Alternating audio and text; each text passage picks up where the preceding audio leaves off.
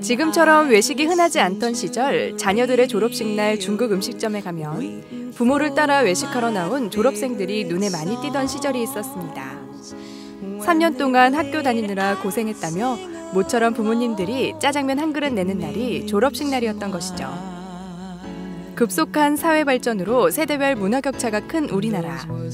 세대별로 짜장면은 어떻게 기억되고 있을까요?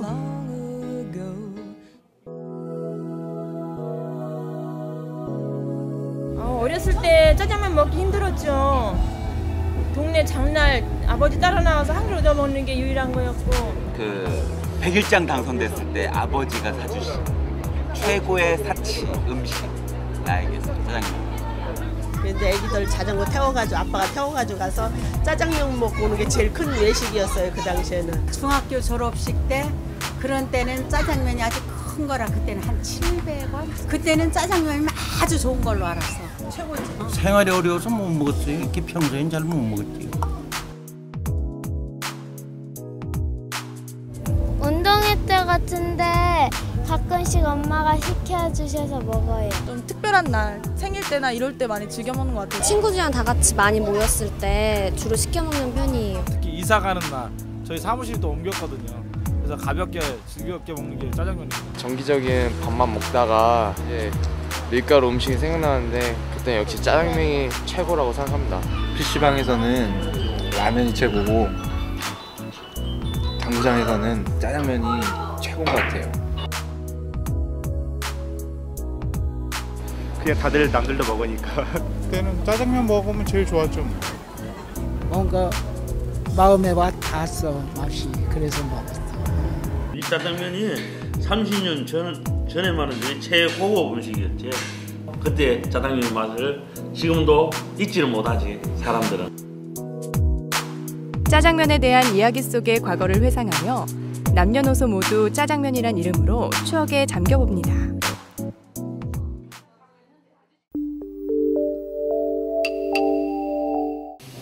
짜장면에 대한 추억이 누구나 한 번쯤은 있을 정도로 짜장면은 우리 생활 곳곳에서 편하게 즐겨 먹는 대중음식으로 우리 생활에 밀접하게 자리 잡고 있는데요. 짜장면이 어떨 때 가장 생각나시나요? 그냥 배고플 때 먹고 간단히 먹을 때? 비 오는 날 TV 프로그램에서 짜장면이 맛있게 먹는 게 나올 때. 최근 통계청 이나라 지표 결과를 살펴보면 국내 중식 시장의 규모는 2조 3천억 원 이상으로 전체 외식 시장에서 4.07%를 점유하고 있고 하루 평균 짜장면의 매출은 전국에서 700만 그릇이 팔린다고 합니다. 본래 짜장면은 중국에서 유래된 음식으로 산둥반도에서 토속 면장을 볶아서 만든 국수가 짜장면의 시조라고 하네요. 장을 볶는다는 의미에서 명명된 짜장면은 실제 중국에도 존재하지만 한국의 짜장면과는 모습부터 차이가 있습니다. 이에 반해 한국의 짜장면은 춘장을 볶다 물을 넣어 짠맛을 연하게 풀어주며 양파와 양배추 등 야채를 듬뿍 넣어 전체적으로 단맛이 나게끔 만든다고 합니다. 짜장면을 누가 만들었는지에 대해서는 의견이 분분하나 짜장면이라는 이름으로 처음 판매되기 시작한 곳은 1905년 개업한 인천의 공화춘으로 알려져 있습니다. 지금 공화춘이 있던 자리에는 내부 리모델링을 거쳐 짜장면의 역사를 한눈에 볼 수 있는 짜장면 박물관이 개관되어 운영되고 있습니다. 짜장면이라고 불리게 된 이유를 살펴보면 짜장면의 중국식 발음은 짜지앙미엔인데 짜지앙미엔은 짜장미엔에서 짜장면으로 발음하기 좋게 자연스레 변해왔습니다. 짜장면, 자장면. 어떤 게 표준어일까요? 이전에는 자장면 한 가지만 맞는 표기라고 했었는데요.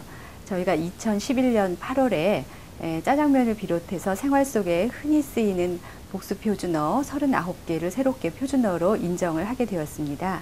그에 따라서 지금은 자장면, 짜장면 두 가지 표기를 다 쓸 수 있으니까 둘 중에 어떤 것이든지 편하신 것을 골라 쓰실 수 있습니다. 짜장면은 남녀노소 누구나 즐기는 대중 음식입니다.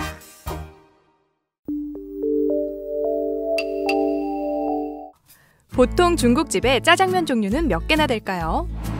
4개? 4개? 4, 5개? 3개 정도? 3-4개 정도 되지 않나요? 5개, 6개. 4개? 5개? 4개? 제가 알기로 한 3-4개 알고 있는데요. 중국집 사장님께 물어봤습니다. 각자 중국집마다 차이는 있겠지만 약간의 차이는 있겠지만 보통 한 7, 8가지는 다 만들 수 있다고 봅니다. 7, 8가지 정도 만들어서 나간다 이렇게 볼 수 있습니다. 와, 7개나. 짜장면의 종류가 그렇게 많았던가요? 그럼 짜장면의 종류에 대해 알아보겠습니다. 먼저 옛날 짜장. 옛날 짜장은 예전부터 많이 조리하던 방식이라 옛날 짜장이라고 불리고 있는데요. 장이 발효된 상태 그대로 콩, 밀가루 등 원재료와 춘장을 넣어 재료의 본래의 맛을 그대로 살린 음식입니다. 다음은 간짜장. 옛날 짜장의 방식에 물을 넣지 않고 건더기만 볶아 만든 음식으로 중국말로는 깐이라고 부르는데요. 깐은 중국말로 마르다라는 뜻으로 춘장에 물을 넣지 않으며 채소를 옛날 짜장에 비해 배로 넣어 물기가 적고 좀 뻑뻑한 느낌의 맛을 냅니다. 다음은 유니짜장. 유니짜장은 옛날 짜장보다 고급스러운 음식으로 분류하고 있는데 유니는 중국말로 고기를 다지다라는 말로 고기를 다진 짜장에 채소를 다져 넣어 부드러운 맛을 내는데요. 중국식 코스 요리를 먹은 후 간단하게 먹는 것이 특징입니다.